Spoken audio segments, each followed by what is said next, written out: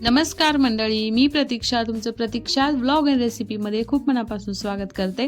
हा व्हिडिओ जो आहे खूप जुना आहे, प्रांशू होण्याच्या अगोदरचा आहे। मी पिठलं भाकरी ही रेसिपी केली होती, तर म्हणलं तुमच्यासोबत पण शेअर करावी माझी पिठलं करण्याची पद्धत। आता प्रत्येकाच्या पिठलं करण्याच्या, बेसन करण्याच्या, झुणका करण्याच्या पद्धती वेगळ्या आहेत। वेगवेगळ्या पद्धतीचा वेगवेगळी चव लागते। तर मी इथे हाटून पिठलं करणार आहे आणि पिठलं म्हणलं की महाराष्ट्रातल्या प्रत्येकाच्या आवडीचा पदार्थ असतो आणि तुमच्या माझ्या तर खूपच आवडीचा आहे, कारण माझं अख्खं बालपण खेडेगावात गेलेलं आहे। खेडेगावात तर प्रत्येकाच्या घरी डिनरसाठी तर पिठलं भाकरीच बेत असतो। तर मी लहानपणापासून पिठलं भाकरी खात आलेली आहे, त्यामुळे माझं तर खूप आवडीचा बेत आहे हा।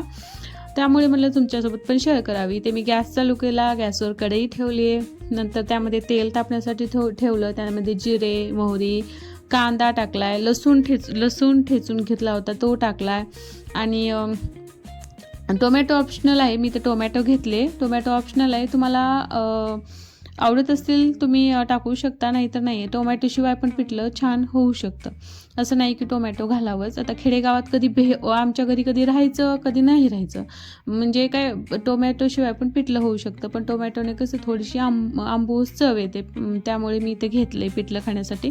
आणि ॲक्च्युली तुम्हाला हे थोडंसं डल दिसत असेल व्हिडिओ, म्हणजे अंधार दिसत असेल, कारण मी रात्रीच्या जेवणामध्ये करणार होते पिठलं।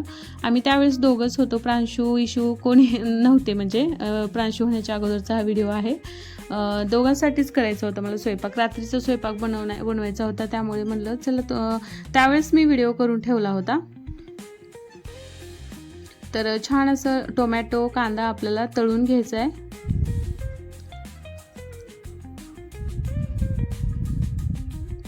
आता तुम्ही यामध्ये लगेच टोमॅटो कांदा तळला ना, यामध्ये तुम्ही हळद, लाल तिखट टाकू शकता। आता इथे मी लाल तिखट यूज करणार आहे, पण जो हिरव्या मिरचीचा ठेचा असतो ना, त्याने पण खूप छान चव येते। हिरव्या मिरचीचं पिठलं खूप छान बनतं ते, पण इथे मी लाल तिखटच यूज करते। आणि तुमच्या पिठल्याच्या क्वांटिटीनुसार तुम्ही पाणी ॲड करा। त्यामध्ये घट्ट बनवायचं असेल तुम्हाला तर थोडंसं पाणी टाका, जास्त म्हणजे पातळ बनवायचं असेल तर तुम्ही जास्त पाणी टाका।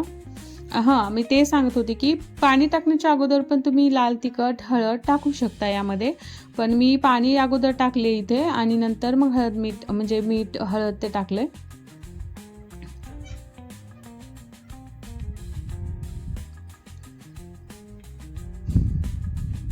आणि जेवढी कोणत्याही भाजीला, वरणाला असो, जेवढी कडक फोडणी बसेल ना तेवढं छान होतं। त्यामुळे जास्त म्हणजे छान तळू द्यायचं कांदा वगैरे सगळ्या गोष्टी ज्या आहेत त्या। आणि मी नंतर त्यामध्ये फोडणी टाकले पाण्याची।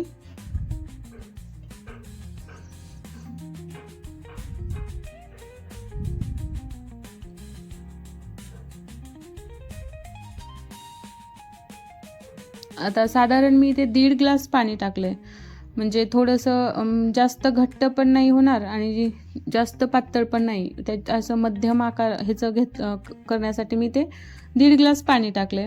आता मी त्यामध्ये अर्धा चमचा हळद टाकली आहे, लाल तिखट 1 चमचा टाकली।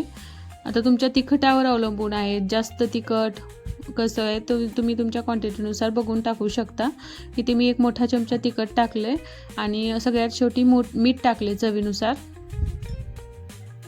आता कसं आहे, आपण कोणतेही कार्य असलं ना, त्या कार्यामध्ये तुम्ही म्हणजे अनुभव येत जातात नवीन। आता मी काय करते, आत्ता सध्या काय करते, टोमॅटो आणि कांदा तळण्यासाठी फोडणीमध्येच थोडंसं मीठ टाकते। आता यावेळेस मला ते म्हणजे क्लिक नव्हतं माझ्या डोक्यामध्ये की असं टाकूयात, म्हणजे अनुभव येत जातात आपल्याला की आपण एक क्षेत्रामध्ये जास्त वेळ काम लागलो ना, म्हणजे कोणतंही असो, आता स्वयंपाक करणे पण एक क्षेत्रच आहे, तर नंतर अनुभव येत जातात आपल्याला त्या ह्याच्यामध्ये। नंतर आता आपल्याला हटवून घ्यायचं आहे अशा पद्धतीने। आणि कोण काय करतं, पिठलं आता गुठळ्या होतात ना असं हटल्यानंतर। आता बाजारामध्ये सध्या गुठळ्या फोडण्याचे खूप सारे साधनं आले, तर माझ्याकडे आत्ता सध्या अवेलेबल आहे, पण त्यावेळेस अवेलेबल नव्हतं माझ्याकडे, त्यामुळे मी ते पळीनच हटते।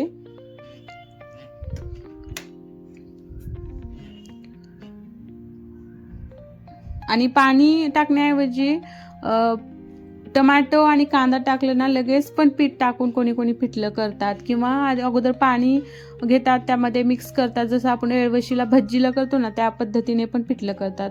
पण प्रत्येकाची चव वेगळी असते बरं. तर अशा पद्धतीने साऱ्या गुठळ्या मी फोडून घेते, एकही गुठळी आपल्याला मध्ये नको आहे. अशा पद्धतीने फोडून घ्यायचं. आता शिजलं कसं समजायचं, जर त्या असं एक छोटासा थर येतो मध्ये जाळीदार आल्यासारखा, मग ते शिजलं. मला आधी कळतच नव्हतं, पण नंतर कसं समजलं. इथे पिठलं बनवून तयार आहे. मी लगेच भाकरी करायला घेतली, ज्वारीची भाकरी. आता ज्वारीची भाकरी पण राशनचे तांदूळ मिक्स केले ना भाकरीमध्ये खूप छान होते. ज्वारीमध्ये दळून आणतानाच आपण त्याने भाकरी खूप छान होते. तर इथे भाकरी माझी एक थापून झालेली आहे. लगेच तव्यावर टाकून पाणी फेरून घेतले मी.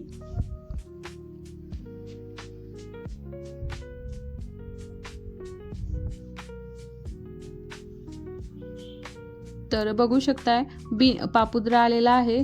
भाकरी नाही फुगली ना ती भाकरीच खाऊ वाटत नाही, म्हणजे असं चिखल असल्यासारखी होते. आता बघू शकताय मस्त पापड आलेला आहे. पापड आलं तरच भाकरीला छान खाऊ वाटते भाकर, कोणत्याही भाजीसोबत बरं, पिठल्यासोबतच म्हणून नाही. तर इथे पहिली भाकर इथे माझी बनवून तयार आहे. आता मी त्यांना लगेच ताट वाढून देणार आहे जेवणासाठी. सोबत मी कांदा घेतलाय, आणखी लिंबू पण असेल तर छान, पण इथे त्याने तूप टाकले होते त्यामुळे लिंबू काही टाकणार नव्हते. ते त्यावर तूप टाकून बघू शकता. तुम्ही कधी खाल्ले का पिठल्यावर तूप? मी खात नव्हते अगोदर, त्यांना माहीत होतं की पिठल्यावर तूप खातात म्हणून ते खात होते. आणि त्यांच्या रिॲक्शन बघा, मान हलवून. तर उद्या भेटूया, बाय.